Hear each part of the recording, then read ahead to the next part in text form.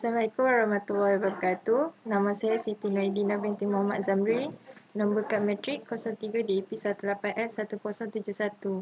Penyelaras saya dan merangkap penyelia saya merupakan Encik Siva. Tajuk projek saya robot sampah air.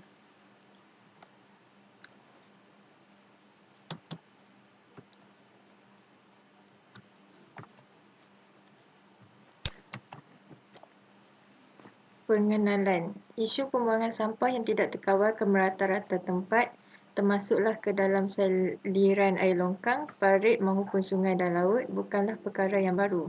Kesannya kepada alam juga tidak dapat disangkal, malah seringkali dijadikan penyebab berlakunya bencana yang amat merosakkan dan merugikan.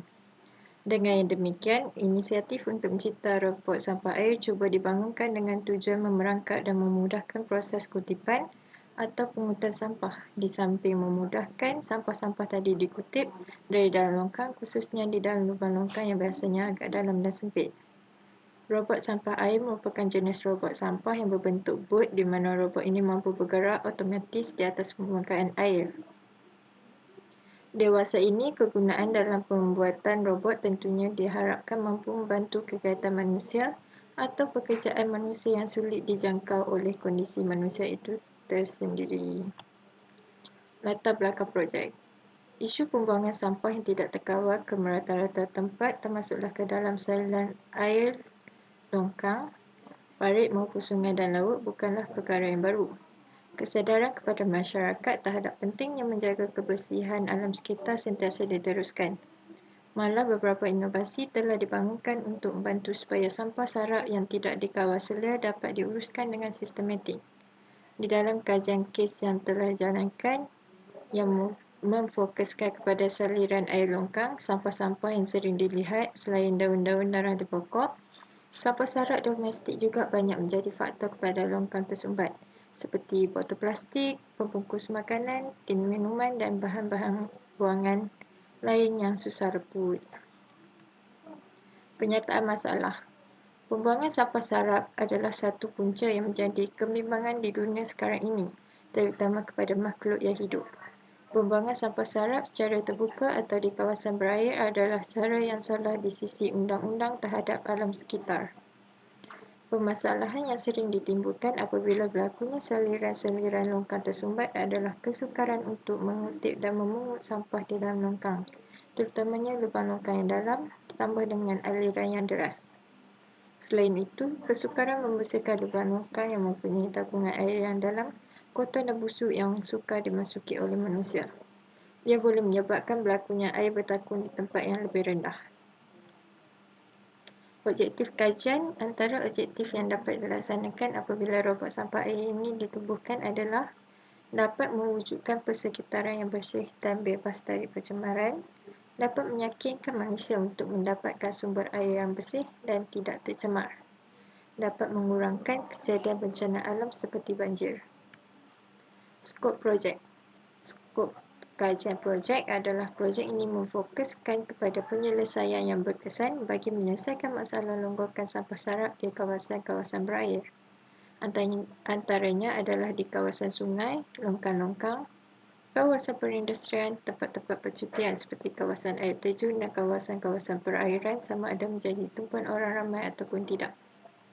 Tahap limit bagi robot sampah ini adalah ia dapat bertahan dalam tempoh masa yang tertentu selagi dia mampu bertahan di atas permukaan air. Selain itu, mesin juga tidak akan berfungsi jika tong sampah sudah dipenuhi oleh sampah-sampah yang dikutip. Metodologi. Metodologi berkait rapat dengan kaedah-kaedah serta penggunaan carta alir untuk menunjukkan perjalanan sesuatu projek yang dilakukan. Carta Gantt juga boleh digunakan untuk menunjukkan aktiviti-aktiviti yang dilakukan sepanjang tempoh projek dilaksanakan. Metodologi juga merupakan kaedah-kaedah atau tata cara yang digunakan bagi melaksanakan projek secara terperinci. Langkah-langkah ini sangat penting dalam melaksanakan projek ini bagi memastikan projek ini berjaya disiapkan pada masa yang telah ditetapkan. Dalam menghasilkan sesuatu projek, beberapa langkah yang perlu dilalui sebelum projek berkenaan siap. Langkah-langkah ini perlu dilakukan dengan penuh ketelitian agar dapat menghasilkan sesuatu projek yang bermutu dan berkualiti. Ini adalah kos perbelanjaan projek saya. Anggaran jumlah kos sebanyak RM100.67.50. Ini adalah gambaran blok saya. Infrared IR sensor. Infrared IR sensor ni dia untuk detect botol ataupun sampah-sampah. Arduino Uno ini tempat menyimpan koding. Dia tempat terima isyarat dalam infrared. Buzzer ni dia akan berbunyi bila sampah dah penuh. Speed control dia mengawal kelajuan. Relay on off motor dan seterusnya motor. Ini adalah litar bagi projek saya. Seterusnya cetak alir. Jika projek ini berkesan, motor akan berhenti dan buzzer akan berbunyi. Jika projek ini tidak berkesan, motor terus berjalan dan buzzer tidak akan berbunyi. Hasil dan perbincangan. Berdasarkan hasil perbincangan, projek robot sampah air merupakan projek yang menggunakan teknologi moden yang dapat dipopularkan di seluruh dunia serta dapat memudahkan pengurangan pencemaran air di sungai-sungai.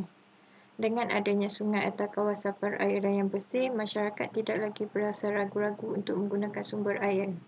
Masyarakat juga dapat menikmati keindahan yang sudah lama tidak dilihat akibat pencemaran sampah sarak di kawasan berair tersebut. Agensi alam sekitar dan teknologi hijau tidak perlu mengerahkan tenaga yang kuat untuk mengutip sampah sarak atau kotoran yang berada di sungai-sungai atau kawasan perairan kerana robot sampah air ini telah memudahkan kerja mereka. Seterusnya kesimpulan. Secara keseluruhan, kajian ini akan meningkatkan kualiti penyelenggaraan sampah sarak.